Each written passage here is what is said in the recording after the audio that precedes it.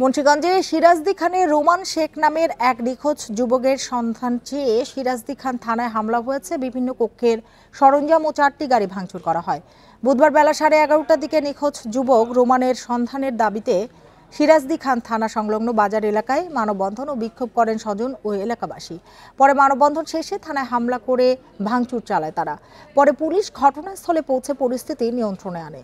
গত 21শে জানুয়ারি নবম শ্রেণীর শিক্ষার্থী রোমান অটোরিকশা নিয়ে বের হন। এরপর থেকে সে নিখোঁজ হয়। এ ঘটনায় সিরাজদি খান থানায় মামলা দায়ের করেন নিখোঁজদের বাবা মিরাজ শেখ। রোমানের ব্যবহৃত যে ইজি বাইকটি সেটি আমরা উদ্ধার করি। এরপর বাকি তথ্য সংগ্রহের জন্য এবং ভিকটিমকে উদ্ধারের জন্য আরও জিজ্ঞাসাবাদের জন্য আমরা আসামির রিমান্ডের আবেদন করি। সেই রিমান্ড হিয়ারিং এখনও পেন্ডিং রয়েছে। এর মধ্যেই তার স্কুলের সহপাঠী সহ অন্যান্যরা কিছু ভুল তথ্যের ভিত্তিতে থানার সামনে মানববন্ধন করতে এসে হয়তো কারো উস্কানিতে থানায় এসে হামলা করে।